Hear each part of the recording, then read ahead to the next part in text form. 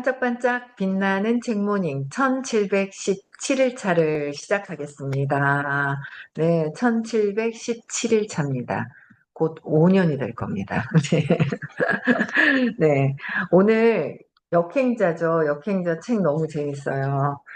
역행자가 되는 게 5%예요. 5%인데 책만 읽고 꽂아 놓는다고 해서 되는 것은 아니다. 여기에 있는 거를 실천하기 위한 거고, 실천하기 위해서는 어, 역행자가 되신 분의 강의를 직접 듣는 게 빠르잖아요. 빠른 거예요. 근데 하다가 하기 싫어져요. 근데 그럼에도 불구하고 해야 돼요. 전들 뭐 안 하고 싶었겠어요? 중간에 하기 싫은 적이 저도 있었거든요. 근데 그냥 하는 거예요. 하니까 또 달라지고 또 달라지고 어제도 막 달려오셨어요. 뭔가 이게 찾은 거 맞냐? 시크릿 때. 예, 맞습니다. 어우, 막 잘 찾아가시고 그 느낌을 안 보고 대충 넘어가셨었거든요. 이런 사건은 있는데 하고 싹 넘어가셨는데 어제는 그 사건에서 느껴지는 그 감정을 잡으시더라고요. 이야, 좋아지겠다. 요번에 시크릿 갔다 오고 나서 변화되신 분들이 또 되게 많더라고요. 참 나는 안 바뀌던데 안 바뀌던데 그 생각 때문에 안 바뀌잖아요. 그러다가 결국은 때가 되면 바뀌는 때가 있거든요. 그래서 지속적으로 하는 게 참 중요해요. 그래서 같이 함께 끝까지 하셨으면 좋겠고요. 49페이지 나갈게요. 네, 읽어보겠습니다. 학교에 잘 나가지 않으니 1학기 성적은 거의 F였다. 등록금 400만 원을 낸 학교는 안 나가면서 월급 50만 원 받으려고 영화관 아르바이트를 하고 있었다. 이보다 더 어리석은 인생이 있을까? 1학기에는 대학 동기를 짝사랑하며 6개월을 쫓아다녔지만 차였고, 2학기에는 함께 일하는 아르바이트생을 쫓아다녔지만 역시나 차였다. 딱히 실망하지 않았다. 실망이란 것도 기대가 있어야 느낄 수 있는 감정이다. 나는 내 인생에 대해 아무런 기대가 없었기 때문에 그런가 또 차였구나 하고 넘어갔다. 어차피 나는 여자친구를 만들 수 없는 사람이라 생각했다. 그러던 20살 겨울 인생 최대의 터닝 포인트를 만났다.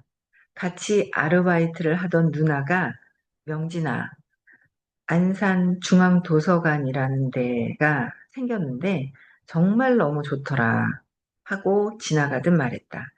나는 아르바이트를 끝내고 찾아가 봤다. 책을 잘 읽지 않았던 터라 뭘 골라야 할지도 몰라 허둥대는데 갑자기 내 고민이 떠올랐다. 사람들하고 친하게 지내게 해주는 책 없나? 여자랑도 쉽게 대화할 수 있게 해주는 그런 책. 그러다가 자기계발 코너에서 대화법 책을 한 권 뽑아 들고 읽기 시작했다. 내용은 간단했다.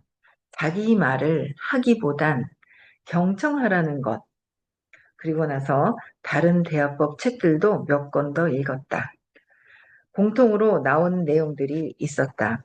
남의 말을 잘 들어주라는 것. 상대방의 말에 리액션을 잘해주라는 것. 어설프게 조언하지 말라는 것. 이거 우리 조심해야 되는 거예요. 그쵸? 이게 잘 안 되는 거잖아요. 그쵸? 들어주고, 리액션 해주고, 조언하지 마라. 이거 인간관계에 굉장히 필수적인 세 가지예요. 그쵸? 네. 그, 어, 이 세 가지를 지켜야 되는 거예요. 세 가지가. 많이 들어주고, 저보고 성우 목소리 같대요. 아, 감사합니다. 칭찬을 했으니까 인사는 해야 될 것 같아요. 감사합니다. 네.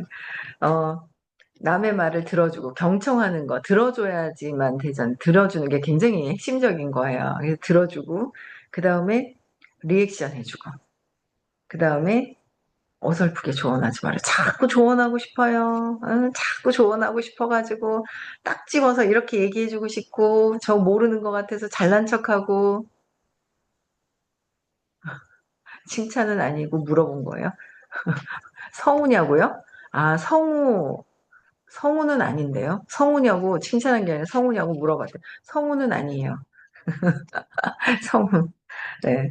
그래서 세 가지를 이렇게 잘 지키면은 진짜 좋아요. 인간관계 할 때 세 가지 지켜야 될 것들이 있어요. 그렇죠? 네. 나는, 그러니까, 그런데 이분은 공부도 못했다 그러고 공부해도 핵심을 못 찾았다 그러더니 사회생활 하는 데는 책 읽고서 핵심적인 건 잘 찾아내는 것 같아요. 그렇죠? 이 자청이라는 이분이. 네. 나는 책에 나온 내용들을 영화관 아르바이트생들에게 적용해 보았다. 와, 처음엔 심드렁하던 사람들이 서서히 다르게 반응하기 시작했다. 정말 신기하게도 사람들이 자꾸 나와 대화를 하려 한다. 그죠? 처음엔 되게 고민을 털어놓다가 자연스럽게 상담을 하기도 하고 같이 PC방을 가자고 하거나 회식에 끼워주기도 했다. 이때 처음 책의 위력을 실감했다. 야, 이분이 참 대단한 게 뭐냐면 책을 읽고 핵심적인 거를 세 가지를 탁 하고 그걸 어떻게 했다고요? 실천했다는 거죠. 적용해 봤다는 거야. 적용을 해보는 거예요. 아, 그랬더니, 그러니까 문제는 그게 뭐예요? 못생겨서가 아니라, 못생겨서 회식에도 안 끼워주고, 막 사람들이 싫어했던 게 못생겨서가 아니라, 뭔가 에너지가 그랬겠죠? 들어주지도 않고, 외톨이 같이 있었을 거예요. 아마 왕따 당하시는 분들은 왕따를 당하도록 보내는 에너지가 있다는 거예요. 왕따 보내는 에너지가 있죠. 그래서 왕따를 당하는 거예요. 친해지고 싶은데 친해지지 못하면 어떡하지? 쟤네들이 나를 싫어하면 어떡하지? 네, 싫어하는 거죠. 네, 그렇게 돼버리는 거예요. 그랬는데 이제 이분 같은 경우에는 실천을 그대로 저는 여기서 이 내용도 중요한데 적용해봤다. 그죠? 읽었는 거를 사회생활 하는데 적용해봤다라는 게 엄청나게 또 중요하잖아요. 실천하고 있고 행동력이 있다라는 게 참, 그래서 큰 돈을 벌 수 있는 자격이 된 것 같아요. 또 볼게요. 어린 시절 나는 게임을 정말 잘했다. 비결은 가난했다. 가난했대요. 간단했다. 간단했다. 그쵸? 비결은 간단했다. 친구들과 새로운 게임을 하고 나면 나는 집에 가서 웹사이트 게시판에 올라온 공략집을 몰래 읽었다. 핵심적인 것들을 탁탁 찾는 거예요. 친구들은 수백 판 게임판을 하지만 나는 게임 횟수를 늘리기보다는 공략집을 읽는데 몰두했다. 1, 2주 정도 몰래 공부한 뒤에 게임을 해보면 비교가 안 됐다. 나는 늘 친구들에게 압승할 수 있었다. 수백 판 게임을 한 친구를 100판만 한 내가 압도적으로 이길 수 있었다. 뭐 때문에요? 게임 공략집 덕분이었다. 수백만 한 거보다 백만 한 건데 수가 경험이 작잖아요. 근데 공략집 핵심이 무엇인지를 보고 또 적용시키고 보고 적용시켰다는 거예요. 대단한 거예요. 그러니까 30대에 자수성가할 만한 그런 영혼이에요. 그렇죠? 대화법 책 덕분에 사람들의 태도가 달라질 즈음 나는 게임에도 공략집이 있듯이 인생에도 공략집이 있는 게 아닐까 생각하게 됐다. 오, 게임에도 있는데 인생에 공략집이 있죠. 인생의 이 우주의 원리, 이 영혼이 잘 살 수 있는 그 공략집이 있다라는 거예요. 게임도 있는데 하물며 이 인생을 살아가는데 그 공략집이 있지 않을까라는 생각을 하는 거죠. 그래서 개인 공략집은 웹사이트에 올라와 있지만 인생의 공략집은 바로 책이라고 생각했다. 생각이 여기에 이르자 나는 완전히 꽂혀버렸다. 어차피 더 손해볼 것도 없었다. 20살의 12월. 대단해요. 20살 때. 20살의 12월 나는 첫 직장인 영화관 아르바이트를 6개월 만에 그만뒀다. 그리곤 안산중앙도서관에 박혀서 2개월간 200여 권의 자기계발서, 심리학 책을 읽기 시작했다. 당시 나는 독해력도 부족했고 머리도 나빴다. 그래서 중학생이 읽을 법한 쉬운 책들을 홀듯이 읽어 나갔다.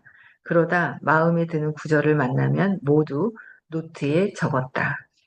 나는 신기한 감정을 느꼈다. 평생 책이라곤 읽지 않고 무식하게만 살아왔는데 하루 종일 책을 읽고 있자니 그런 내 모습에 취하게 되었다. 묘한 자신감도 생기기 시작했다. 이 사람들은 이렇게 어려운 상황 속에서도 결국 해냈네. 100가지가 넘는 성공 스토리들을 계속 읽다 보니 나도 뭐든 해낼 수 있을 것 같았다. 무의식이 점차 변하기 시작했다. 중고등학교 때 가장 똑똑했던 친구 둘을 만나서 책을 읽으며 알게 된 내용들만 이야기해도 시간 가는 줄 모르고 떠들 수 있었다. 새로운 욕심이 생기기 시작했다. 대학에 새로 들어가면 애들처럼 똑똑한 사람들이나 교수들과도 이런 대화를 나눌 수 있겠지? 다시 대학에 가보자. 또 다른 비극의 시작이었다. 2막 하루 2시간 기적의 시작. 역행자의 첫 단계의 반성. 이제 21살 다시 대학에 가고 싶다는 열망은 생겼지만 돈도 없고 방법도 몰랐다. 나는 무식하게 독학을 선택했다. 이번엔 수능역 공략집을 발견하기 위해 인터넷을 뒤졌다. 상위권 학생들이 이용하는 커뮤니티를 찾고 그곳에 올라온 수많은 성공 후기를 읽으면서 이렇게 해야 좋은 대학에 갈 수 있구나 생각했다. 개인 공략집을 보면 상위 1%가 되듯 수능 공략집을 익히면 성적도 단숨에 올라갈 거라 기대했다. 그렇게 1년간 매일 안산중앙도서관을 오갔다. 그러다가 재미난 사람들을 알게 됐다. A는 30대 중반쯤 되는 정말 노숙자라고 해도 이상할 게 없는 사람이었다. 내가 자기계발서, 심리서를 읽는 동안 그는 맞은편에서 경제와 주식을 공부하곤 했다. 장발에 그는 거의 씻지 않은 것 같은 행색에 다 해진 옷을 입고 도서관에 왔다. 나는 그가 경제적으로 아주 어려운 사람이라고 생각했다. 그러던 어느 날 도서관 앞에 웬 외제차가 서더니 거기서 A가 내리는 걸 우연히 보게 됐다. 이럴 수가. 당시 안산에서는 외제차를 거의 볼 수 없었다. 무슨 일이 일어난 거지? 알고 보니 그는 수성가한 부자였다. 어린 시절부터 이것저것 여러 사업을 시도했지만 잘 풀리지 않았다고 한다. 그러다 주식 공부를 해서 투자를 시작했고 마침내 큰 돈을 벌었다. 그는 당시에 철학과 경제학에 빠져 있었는데 지금 생각해도 참 지혜로운 사람이었다. 1년 내내 외롭게 공부하던 내게 그는 철학적인 이야기를 나눌 수 있는 유일한 친구였다.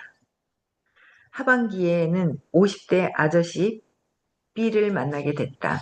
어느 날 도서관 옆자리에 뚱뚱한 아저씨가 앉았는데 갑자기 나에게 시끄럽게 하지 말라며 핀잔을 줬다. 내가 정중하게 사과하자 커피 한 잔 하자며 날 데리고 나가 믹스커피를 뽑아주었다. 알고 보니 연세대 경제학과를 졸업하고 은행장까지 지내다가 은퇴를 한 분이었다. 부동산 중개사 자격증을 따기 위해 도서관에 다닌다고 했다. 이 뚱보 아저씨도 1년간 좋은 친구였다. 참 그 전 업에 잘 뿌리신 거예요. 이거 업에 그냥 갑자기 이렇게 되진 않아요. 전 업이 있는 거죠. 전 업이 있어요. 전 업에 이런 분들을 만날 수 있는 귀인을 중간중간에 만나게 되신 거예요. 그래서 야, 자수성가하신 분하고 그쵸? 은행장까지 은퇴하신 분, 그런 분을 또 1년 동안 좋은 친구로 또 이제 멘토로 또 이제 지내셨던 것 같아요. 그래서 한 번은 나를 집으로 초대해서 이렇게 말했다. 미국에서는 20살 넘게 차이가 나도 친구가 되고 그래.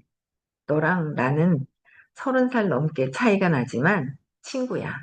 내가 보기엔 너는 큰 사람이 될 것 같구나. 뚱보 아저씨는 60점만 넘어도 합격하는 공인중개사 시험에서 80점을 넘기면 최상위권으로 80점을 넘기며 최상위권으로 합격했다.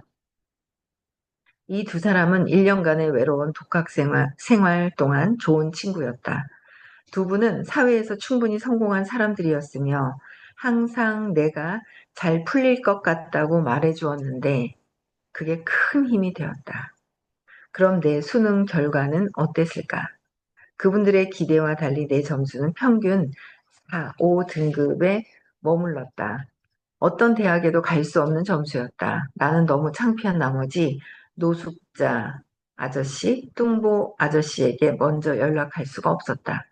수능이 끝나고 나중에 우연히 마주쳤을 때에도 인사만 하고 도망치듯 자리를 피했다. 그리고 그분들을 다신 만날 수 없었다. 왜 다시 실패했을까? 나는 끊임없이 책을 읽으면서 환상에 사로잡혀 있었다. 책을 읽고 지식이 쌓이면서 나는 대단한 사람이야. 나는 뭐든 해낼 수 있어. 하고 착각했을 뿐.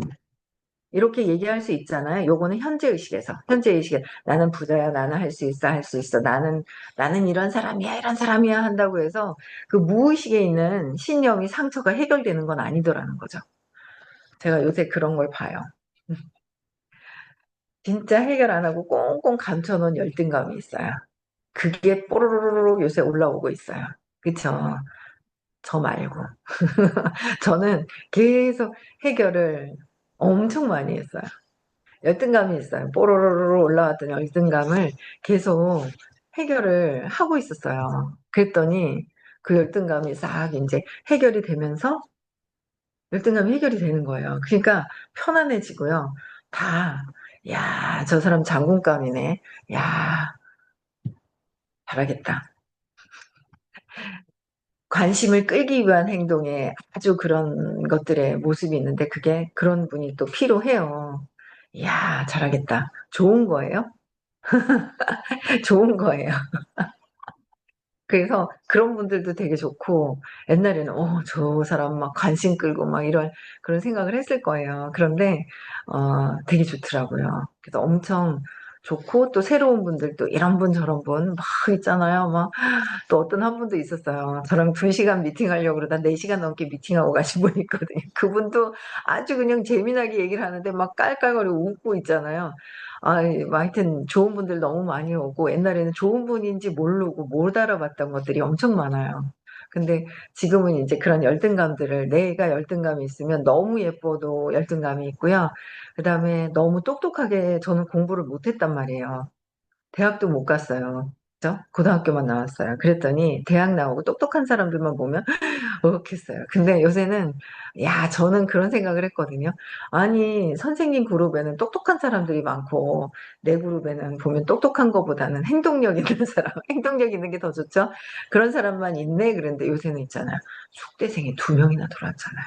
그래가지고 이야, 그 제가 했죠. 옛날 같았으면 어머 나는 대학 못 나왔는데 어떡하지? 막 이런 생각을 했을 거예요. 그랬는데 그러면은 괜히 무시당할까봐 막 그런 것들이 있었단 말이에요. 무시당할까봐 어떡하지 하는 게 속에서 작동되고 열등감이 착 방어하고 내가 무시당할까봐 방어하는 마음이 있었을 거예요. 근데 지금은 와 우리 굴에도 숙대생이 들어왔네. 예, 숙대생이 들어왔네 하는 거예요. 그래서 숙대생이 2명이나 있는 거예요. 근데 역시나 뭐예요? 대구에 없어요. 서울로 가요. 서울로 가는 그걸 보면서도 너무 웃긴 게 서울로 가는 거예요. 예. 한 분은 이미 이제 서울로 갔고 한 분은 6월 27일인가 27일 날 이사를 한대요. 네, 좋습니다. 어쨌든 역시 에너지는 서울로 가는구나. 그런데 좋아요. 근데 뭐 이렇든 저렇든 뭐 숙대생이든 뭐 대학을 안 나왔든 뭐 하든 그게 또 중요하지가 않잖아요. 아까 그러시더라고요. 광주가 뭐 전체 통일 뭐 지역이 무슨 상관이냐고 이런 분이 계신 거예요. 맞아요. 지역 상관없어요. 예. 그, 어, 그 지역 상관없이 시 공간을 뛰어넘어야 되죠. 4차원, 5차원으로 가면은, 4차원, 5차원으로 가면은 시 공간을 뛰어넘어 버리는 거죠. 예, 그런 거예요. 그래서 되게 재밌는 것 같아요. 그래서, 이런 거, 현재 의식에서는 나는 대단한 사람이야. 나는 할 수 있어라고 하는 거예요. 근데 저 밑에 있는 열등감은 계속 올라오는 거야. 그게 계속 올라와요. 열등감이. 열등감을 해결을 해야 성공을 할 수가 있어요. 열등감을 해결을 못 하잖아요. 나보다 괜찮은 사람이 와요. 그러면은 괜찮은 사람이 와서 내가 자존심이 건들리고 어, 내 밑에 그 열등감이 올라오는 거는 보지 않고 자존심 상하니까 그건 보지 않고 어떻게 해요? 저 사람이 하는 행동이 위에 있는 저 행동이 보기가 싫어요. 그 밑에 있는 내면을 봐야 되는데 이렇게 그래요. 제가 참 어제도 그런 얘기를 했는데 정말 누가 봐도 열등감을 느끼지 못할 만한 친구인데 정말 열등감을 느낄 수가 없는 친구인데 누가 봐도 비교했을 때 근데 저는 열등감을 느끼는 거예요. 신기하죠? 그리고 제가 그러잖아. 겉모습에서 딱 보면 그게 제가 열등감을 느꼈던 포인트가 있었어요. 뭔지 아세요? 겉모습을 볼 때는 제가 더 키가 크고요. 생긴 것도요. 그 친구보다는 제가 봤을 때 특별히 제가 예쁘고 이런 건 아니지만 그냥 이미지상 그냥 무난한 거는 제가 더 무난한 것 같아요. 그냥 제가 볼 때 생긴 거나 키를 보나 직급으로 보나 돈을 번 거를 보나 뭐 그 어떤 남편의 역할을 보나 뭐 모든 것들이 보면 제가 더 비교할 수는 없지만 나아 보인다고 보일 거예요. 남들이 봤을 때는. 그래서 저보고 도대체 뭐 때문에 열등감을 갖냐라고요. 근데 저는 제 내면에서 어제도 얘기하면서 보고 오늘 아침에 이렇게 생각을 해보니까 열등감을 느꼈던 한 포인트가 있었어요. 뭔지 아세요? 뭐게요? 뭘까요? 남들이 겉에서 볼 때는 전혀 비교해갖고 그 친구가 열등감을 느끼면 느꼈지 제가 열등감을 느낄 그건 아니었단 말이에요. 근데 저는 열등감을 느꼈어요. 열등감을 제가 느꼈죠. 막 칭찬도 해주세요, 자꾸. 네, 감사합니다. 근데 그게 포인트가 뭔지 아세요? 어제 정확하게 알겠더라고, 얘기를 하면서. 뭐냐면, 저는 지금은 자신감이 엄청나게 생겼어요. 자존감이 올라갔어요. 이 의식 수업을 듣고, 그 의식 수업을 듣고서 자존감이 올라갔죠. 근데 그때는 자신감이 뚝 떨어져 있었어요. 자신감은 뚝 떨어져 있는데 전업에 복에 직급은 올라가 있고 돈도 벌고 막 이러고 있는 거예요. 겉모습은 막 되어 있는데 내면에서는 자신감이 없었거든요. 근데 이 친구는 자신감이 100% 있는 건 아닌데 표출되는 게 달랐어요. 자신감이 없는 건 똑같아요. 내면에서 자신감이 없는 건 똑같은데 저는 자신감 없는 건 말을 못해요. 근데 이 친구는 막 얘기를 해버려요. 자신감 있게 얘기를 해버려요. 그게 똑같은데 표출하는 게 달랐거든요. 근데 거기에 열등감을 느꼈던 거야. 난 자신감 없으면 말을 못해. 쭈그러져. 쭈그리 돼버려. 근데 이 친구는요, 막 당당하게 얘기해요. 거기에 제가 비교되면서 열등감을 굉장히 많이 느꼈던 것 같아요. 그러니까 겉모습이 아니라는 거예요. 와, 어제 기적을 봤어요. 참으로 심야. 그니까요, 제가 있잖아요. 저 김이라님 있잖아요. 정말 공부해도 죄송합니다. 공부를 해도 저분이 바뀔 수 있을까 할 정도로요. 아니야, 됐어. 그랬단 말이에요. 제가 제일 처음 어제도 이렇게 보면서 제일 처음, 너무 좋은 거예요. 어제 막 같이 밥을 사주시고 하는데, 제가 어제 그거를 먹고 혈당이 쫙 300까지 올라가는 거예요. 그래가지고 어제 제가 있잖아요. 1시간씩 안 타는데 어제 와가 1시간 탔잖아요. 북한강 21km 탔잖아요. 그랬더니 막 98 뭐 쭉 내려가대요. 야, 덕분에 어제 있잖아요. 이 친구에 대한 부분을 정확하게 진짜 끌어안을 수 있을 것 같은 거예요. 어제 얘기하면서 진짜 이 친구를 정말 끌어안을 수 있는 바로 꼬꾸라져. 하여튼 너무 좋았어요. 만나서 얘기해서 신념도 찾고 혈당도 쫙 올라와서 이제 안 되겠다. 운동해야 되겠다. 매일 바이크가 있는 곳에서는 타야 되겠다. 그 생각을 제가 이제 운동복을 들고 다니면서 서울에 가도 네, 끝나고 나서 타고 뭔가 계속 그래야 될 것 같아요. 예. 그래서 어쨌든 여러 가지 좋은 생각했는데 정말 의식 수업이 너무 좋은 게 뭐냐면 진짜 우리 김일아님 있잖아요. 제일 처음에 봤을 때 제가 설명을 하라고 스폰서가 붙여놓는 거예요. 일대 아니었거든요. 친구분이 계세요. 그랬더니, 아, 네. 그랬더니, 아, 됐고요. 됐고요. 네, 보상만 설명해 주세요. 됐고요. 됐고 하는데 저는 이제 막 턱턱턱 숨이 막히는 거야. 막 거절당하는 느낌이 턱턱턱 숨이 막혔거든요. 그래가지고 막 쭈러먹었죠. 저는 또 자신감이 없는데 설명은 해야 되고 그랬거든요. 그랬는데 그래서 처음부터 거절당하는 느낌을 엄청나게 들었어요. 그래서 중간에 되게 서로 안 보고 하는 그런 시간도 있었어요. 근데 그런 시간이 있었는데 공부하면서 다시 보면서 너무 좋은 거예요. 그래서 막 예전에는 제가 이거 아침에 책 라방 하기 전에 6시에 막 1시간씩 통화하고 막 연애하듯이 막 그랬었어요. 그런 적도 있었거든요. 근데 진짜 그러면서도 이제 좀 굉장히 감정적인 거는 좋아하고 편안해졌는데도 저분이 과연 바뀔 수 있을까 하는 마음이 있었거든요. 작년부터 바뀌기 시작하시더니 요번에도 시크릿 갔다 오고 나서 어제 막 찾아온 거예요. 내가 이거 찾은 신념이 맞는지 모르겠다. 때가 있나 봐요. 정말 안 바뀔 것 같았거든요, 진짜. 죄송해요. 근데 어제도 막 둘이 얘기하는데, 아, 그거였구나. 이제 그걸 정확하게 알면 이 친구를 안아줄 수 있거든요. 제가 이제는 또 당당하게 만나서 안아줄 수 있는 그런 에너지가 생기는 것 같아요. 그래서 선생님이 계속 알려주세요.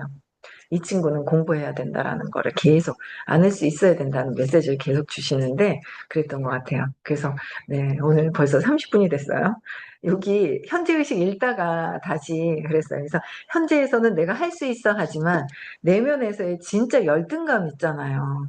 이거를 열등감을 해결을 해야 정말 편안하게 자존감이 올라가는 거예요. 그 열등감 비교하는 거 비교할 게 없다고 하시잖아요. 세상에 비교할 게 없는데 어찌 그리 비교를 하는지, 그쵸?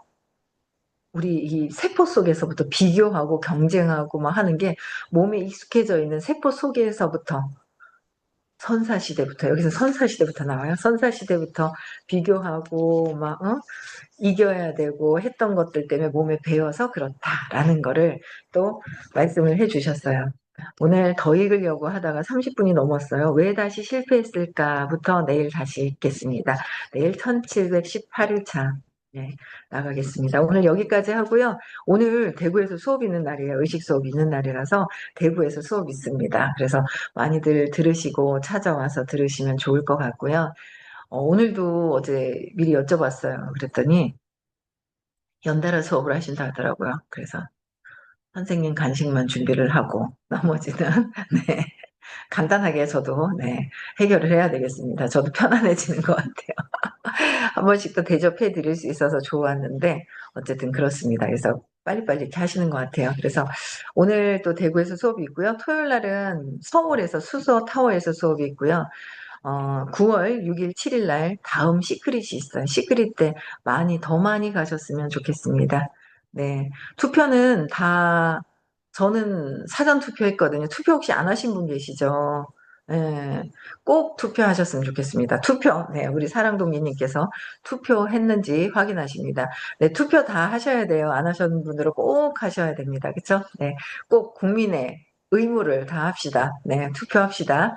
네. 인사하고 마칠게요. 네.